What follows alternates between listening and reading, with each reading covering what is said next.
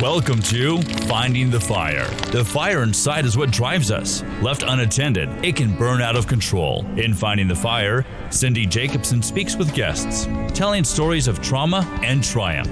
In sharing our experiences, we find connection and understanding. Join her now as we burn through the walls of separation. Get ready for Finding the Fire, and let's find your spark. Okay. We're here. Hello. We've survived.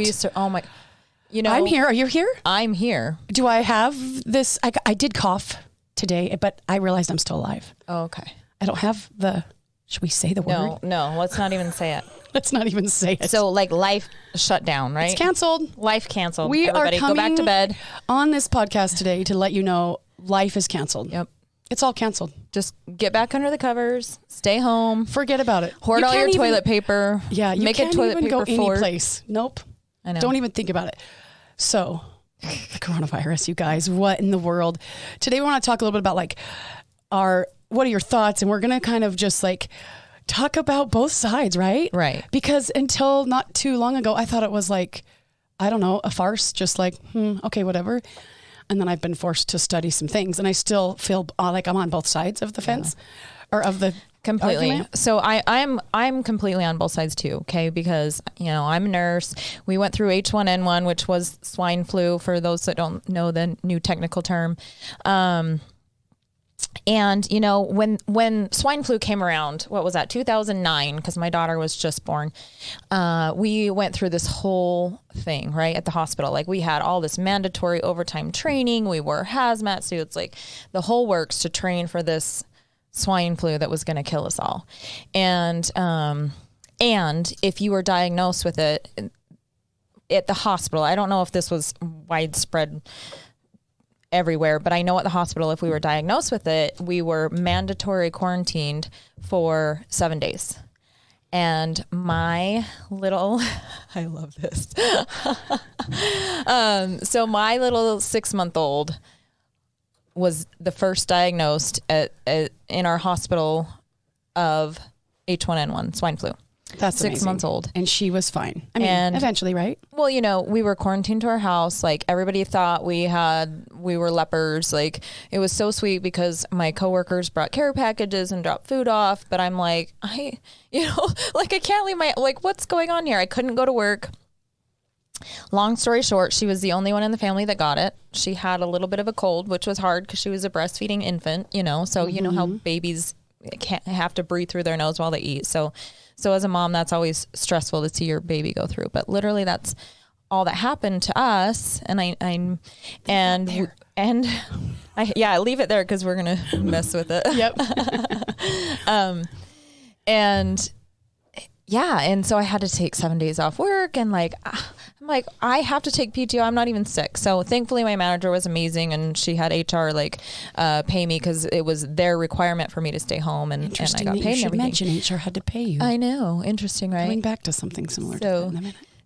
So when this whole coronavirus comes around, I'm okay, here they are again, because you saw the picture. I don't know if you guys saw the pictures, but I saw the pictures. I'm not currently working at IHC. But they did the training again, and they're wearing the hazmat suits, and I'm here it is again. We went through this once, and it wasn't as scary as it was put out to be. And so I want to believe that this coronavirus is a similar thing, right? And it passed. It passed. The N1H1 passed. H1N1. I also had swine flu. Yes. Back in Washington State. And as a teacher, and I have a compromised immune system a little bit, and so I get stuff, but I was fine. My family didn't get it. The widespread panic that's being caused is just insane to me. What makes me sad is this just shows how much media has control over everybody, right? Well, I agree. And then I also, until about a week ago, I thought it was just all media, right? Mm-hmm. And then we have an international trip planned, right? For 60 doctors and then 15 volunteers after for about 75 people, including you. Yes. To travel to outside of the country. So half was going to the Dominican Republic, which there was a reported case. Half was planning on going to Belize. Mm-hmm. And we were going with the university that had medical students. Yes. Well, 72 hours before we're supposed to leave, the administration of the university says, no way. We are canceling all international travel for all of our students and our faculty. If our faculty decides to go, like I was speaking with them, they're like, I can't just go anyways. Right. And I'm like, what in the world when I got the call? So then I went from like, why? This is just a media ploy. So then I was like, okay, I have to start researching and what is it that they're getting their information from? Because they're smart. You know what I mean? Right. They're in the medical field. Like I understand that they might be looking at it a little bit differently than most, or maybe a lot differently. So I started digging. And the point wasn't, they were worried that anyone would get this, I almost said swine flu, get coronavirus. It is the quarantine situations that's happening on the way home. Right. So there are people that are coming back into the country that, with Trump's travel bans, they're just getting really tight on them. And so the World Health Organization has a report that's updated every hour of what's happening with this virus and where it's spreading to. And as I started researching where the virus originated and why, and the proteins that are located there that are inside the virus and who it was intended for, I started to understand more of the scare. And I don't think, I could be wrong, but maybe it's just people I've spoke with. I don't think a lot of people think I'm going to get it. That nobody thinks that I've spoken with. They're not like, I'm not going to get that thing. Even the doctors that were going to go with us, they weren't concerned about that. We were just concerned about the fact that we weren't in charge of if we got to come home. Right. So they're even talking about, breaking down, this is something, could not happen. But they're talking about quarantining state to state. Yeah. They're canceling trade shows. They're canceling everything. And canceling concerts. A week ago, I didn't know what this was. And now it's like completely made my world spin upside down. Yeah. And I had to break everybody's heart that was going, say, we can't go. And I'm so sad. And then, like you said, now I'm noticing all these other things are getting canceled. And again, as I was studying, the communicable diseases and stuff, the purpose of it, from what my understanding is, just to get us to stop spreading it, moving and spreading it, because it spread across China like really fast. It just I could be wrong, but what I'm reading is it just is really contagious. So once someone does get it, then it can spread really fast. Right, and you can be a carrier of it without having symptoms. It's crazy, right? Yeah. So and I don't know, this whole thing is just like you say, we want to be careful and cautious, and we don't want to be spreading something that we have control over. But the fact that they can quarantine you outside of the country, like not even symptomatic, but maybe somebody in the area you left from, or the plane you were on, or the cruise ship you were on had it, and then they lock you out of the country and or let you back in the country and then quarantine you in hospitals asymptomatic or a minor cold, and it's causing such a frenzy and a scare. Such a frenzy, like, that you can't even. I know you can't even buy bottled water. By the way, I'll sell this to you for $5. We have 2 bottles of Arrowhead water here. If you're interested, folks, they're each for you $20. You got about 15 minutes to Venmo us. The price went up over 30 seconds. I have a quarter of a hand sanitizer. Oh yeah, these are going for $1,000. Yeah. Go ahead and Venmo me $1,000, and I will mail this to you. Oh, and this right here. We have a Lysol can. Lysol, actually, on here don't know how somewhere. Much is left in it. It doesn't matter. It has. I didn't even know this. HIV-1 AIDS virus it kills, hepatitis B, which is good because the coronavirus has the HIV. I know, which is crazy. I just read about that. Yeah, and MRSA. But somewhere on here, I believe is coronavirus as well. I've seen it on you shouldn't have said on that. The Clorox wipes and things like that. Okay. It kills the coronavirus. So we have a bottle of Lysol. It's about a third empty, or we're raising money for charity. So that is what we gotta make up for this for the I don't know. humanitarian missions that we lost money on, right? So we've got to raise money here. This is what's happening in our town. So, okay, you have your hand sanitizer. I don't know what I say, $500. And the Lysol, $10,000. Okay. If you want it, it is yours. Just Venmo us or pay on our website. But that's the madness that's insane. That is. There was a small hand sanitizer on Amazon for $250. Is that crazy or what? It's madness. And somebody's people are buying cases of water. My neighbor, she was I won't say, a store the other day, and there was trucks of people that were backed up to the distribution truck that came, and they were just throwing all the cases of water in the back of their truck and cinching them down. And I wasn't there, so this is all hearsay, but I heard it from multiple sources, and I heard it broke out worse than a Black Friday deal. So yeah, I believe it. And then the implications it's having on Wall Street. So I'm seeing the panic go from not only, it started, having effects on Wall Street about, I don't know, 4 or 8 weeks ago, something. We were like, what? Why would a virus affect this? They froze trading yesterday. It's crazy. What the hey? So now this panic-stricken frenzy is going to some people are worried that it might, start launching the next 2008, kind of recession. Right. It's like, we need to simmer down. But good news, I was reading this morning that where the virus originated, they're starting to be able to treat it, and it's also very treatable. It is very so it's treatable. Like, come. Yeah. Lysol, it says on the can. It kills coronavirus. We're fine, people. Yeah. Let's go to the NBA games. Let's go to the concerts. Let's live our life. Like, it doesn't have to be canceled. And I know that there are different viruses, right? But like, if we look at the numbers of the flu virus, like the flu goes around every year and kills hundreds of thousands of people, and we don't go crazy about it. It's like, it's going to happen. Like if you're sick, if you're immunocompromised, if your health is depleted, and of course we take all precautions we can, but I just don't understand the frenzy right now. Me and like too. The scare tactics, and it I don't know. It really hurts my heart, I want to say, because some people are legitimately like terrified. Totally. And my thought always with everything is, you know what, like this is my personal view, but if Mother Nature or God or the universe or whatever is done with us on this planet, she's going to be done. Mm-hmm. He's going to be done. Mm-hmm. And I'm ready for it. Like let's move on from this, because this is, I know, it's crazy, so insane. And people are attacking each other and like defriending people. It's like worse than the election last season. Well, and I was thinking about like the plane that I had booked had 26 seats that we had bought on that plane. And it made me wonder, like, there's a plane going from, Las Vegas to Santiago, Dominican Republic, that's got 26 empty seats. That's just one instance. Right. That's just our group.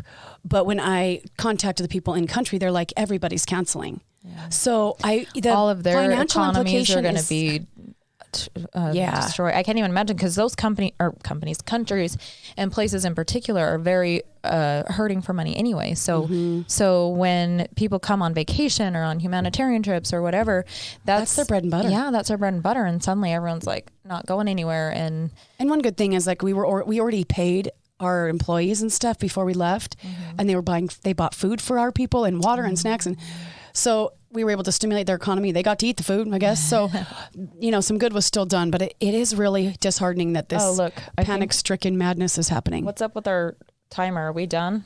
No, we're good. Okay. Just like give us some hand signals or something. Well, being from Seattle, there's schools here that are closed. Closed. I know. All of Italy shut down. Like literally, they just shut down. They're trying to like make 16 million people not move. Right. Yeah. And California declared a state of emergency. Like there's only 9 cases or something, and California is huge, and there's probably a lot more of the flu there. So, I don't know. I know that it's madness. People are freaking out, and I think everyone just needs to take a pill of chill right now. Right, and you know what? Have a little consideration too. Like, how much toilet paper are in your garages right now, you guys? Because like I literally bought like an 8-pack. I'm like, okay, hopefully the shelves are stocked back up by the time we need it for our family of 5. Like, I don't know if it's just a Utah thing or do you know if other states are doing it too? I don't know why, but I feel like it started here. Oh, I do know why. Actually, let's back up, because that's something we want to talk about. Excuse me. So there was a couple on a cruise ship from St. George. Yes. That it was a cruise ship that was quarantined. And how cheap would a cruise be right now, boys and girls? Like they'll pay you to get on a cruise ship. Petri dish. Come. So this couple on the cruise were quarantined, and the husband did test positive. So I'm not going to get all these details right, but they quarantined him. He was kept in California at 2 different hospitals under quarantine. And then when they decided that he was safe enough to move and travel, they sent him to Murray, Utah, and quarantined him there. However, the news is publicizing St. George man diagnosed with coronavirus. Yeah. That's all anybody hears. Yeah. And they run out and buy all the toilet paper and all the water. Yeah. And it's like, you guys, this guy hasn't even been back to St. George in like over a month, probably like 5. I don't know how long it's been. It's been a long time. Yeah. It's those quarantine stories we keep hearing. Yeah. And they are setting up military bases to take people for quarantine. Yeah. And so it makes you wonder. It's like, here this guy is. Didn't they feel okay? Like no symptoms? I can't remember if he was minor symptoms or no symptoms, but yeah, he wasn't like deathly ill or anything, but they quarantined him because of it, which, okay, I get it. You know, like we don't want to spread it, but the hysteria behind it is what's insane, because the news picks up St. George man diagnosed with coronavirus, and we all went crazy around here. And on top of that, the woman that was on his wife that was on the ship that was quarantined, she was sent home to St. George, symptom-free, coronavirus-free. Like, they deemed her fine to come back. She's not contagious. She's been getting threats, you guys. Threats. Yeah. Well, the people everywhere are losing it. They're losing their minds. The Dominican Republic case that was reported, same thing. A guy on a cruise ship from Italy. He just got off the cruise ship, he's not in the Dominican Republic. Yeah. But because he even was there for like a short time, it's a case being reported from there, and there's panic over there. It's just everywhere. Like, no, it's sad. And that's the thing is like, fear-based mentality is a very dangerous place to operate from. Very dangerous. And you start to, in the fear, the logic goes away when fear kicks in. So let me ask you this. What do you think, we won't say what our conspiracy theories are, we can, but what are some that maybe we've heard? Because we've heard a ton. So many, and we're not going to say if we like buy into them, okay? Right. But I will say some that I've heard, or two truths and a lie kind of thing. Let's know, I'd be like, or, so they're all going to be. Yeah. What are some conspiracy theories? Like, what in the world? Why is this so bad? So first of all, and I think a lot of people are like, okay, what's going on? Like, usually when something like this goes crazy in the media, they're trying to keep our attention away from something. I've heard that. And it's like, okay, well, what could it be? Oh, it's an election year. You've seen all the memes go around. Like, every election year, there's the SARS, there's Zika, there's whatever, measles. Like, there's an outbreak of something every year that's going to kill us all during an election season. And it's like, that's kind of interesting. But what else could there be? What have you heard? I've heard, where the trade with China and us has been kind of clamped down, where it's like, no, we're only buying local, and we owe China big. We rely on China, yeah, for sure. And yet there's this kind of argument between the leadership of both countries, right? Right. And so you wonder if that, one conspiracy theory I've heard is you wonder if that's China saying, well, guess what? This is for you. Yeah. Looking at where the virus was, kind of originated. So there's all sorts of conspiracy theories like, okay, well, now we really are going to be forced to only buy stuff from America. Right. Stimulate our own economy. Yeah. But then So it's like, whose play was this? Was it ours or theirs? Or ours or like, it's both. Just so interesting. Or none. Yeah. Or none. Yeah. Or are we just supposed happened. to not look at the coronavirus because we're not supposed to realize other things are happening? Right. Right. So let's see. What are some other conspiracy theories? Bills are passed when you're looking. Right. So Sean's wife was just saying, like, sometimes, like, hey, okay, look over here. Like, we're all looking at the coronavirus. Like, what else is happening underneath? What bills are getting passed? What things are sliding through? We're not paying attention. That people aren't watching. Yeah, because we're too worried about buying all the toilet paper. So, like, how many people have died from the coronavirus? Do we know? I think it was 500 and something. There was a tweet that went crazy this morning from our president. He said some crazy tweet, and so people are like going insane about it. I think we're going to get it looked up for us over here. But the diagnosed cases and the deaths were like so since the beginning of the coronavirus. Yeah, since the beginning. So okay, so I was going to say 3,800. So since the very beginning of the coronavirus, including China, this includes all of it, right? Right. There has been about 4,000 cases. 4,000 deaths. So and how many flu deaths in that same time? That's what I was going to say. So 113,000 people have been diagnosed. Only 4,000 have died. But guess what? Over 1 million kids have gone missing in that time. That blew my mind when I saw that statistic. What the heck are we worried about in the media when we have kids that are missing? And what could the media be doing to be publicizing that instead? They could be doing getting so our much. Awareness out about that. Right. They could be doing so much. We could all be doing so much. But as we're looking up the statistics for how many have died through the flu, I'm sure that every year it's between, is it 7? Well, while he's looking it up, but and I think everyone's like, well, the thing is the death rate is higher than the flu, right? Well, guess what? We weren't testing for corona, and we don't have the testing. I mean, we're getting the testing now. So people could be misdiagnosed as having the flu, or, oh, it's not the flu. You just have a virus, let it pass. And it could be corona. Mm-hmm. And since they didn't die and they didn't do specific testing. And I guess I heard that there's not even a reliable test. Right. How great is that? I know. So like, they're not certain that the testing they're using is 100% reliable. So okay, so should I quote this or not? That death rate's not right, because I know it's in the 70s, thousands or something. But think about each county, how many people get the flu each year. I know. But yet we are super worried about this one little virus. I know. It's just sad. And I know we need to be conscientious and aware and everything, but we always should be, first of all. Like, well, one good thing I think is now I feel like I have the liberty, if somebody's leaving out of the, the public restroom, I feel like I could now go, yo, go wash your hands. Where before I could never say that. Okay. Right. Now I'm like, listen, lady, you know what, dude, for real, go wash your hands, man. Where like, you see that before, and I read it, or I think I heard it on the radio, like 1 in 10 people, or maybe it's higher, don't wash their hands in the bathroom. And only like 40% of people or less use soap. That is disgusting. And even a smaller percentage of that uses enough hot water and soap to kill any germs.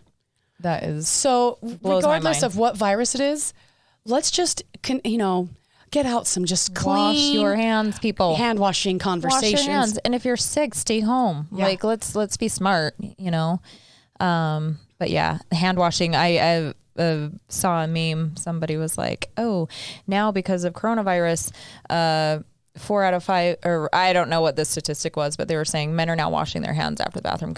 And I didn't know this. Okay. I didn't know this until some men in my life brought me awareness to it, because I feel like, as a general rule, most women wash their hands. I think very rarely do I notice a woman walk out of the bathroom without washing her hands, and I'm skeeved about it. Yeah, but seriously, it's kind of, yeah. Yeah, but I've had men in my life be like, nobody washes their hands. They're like, think about it. It's a lot less germs if I only touch myself, which, I mean, that's gross right there. Like, don't shake my hand. That's gross right there.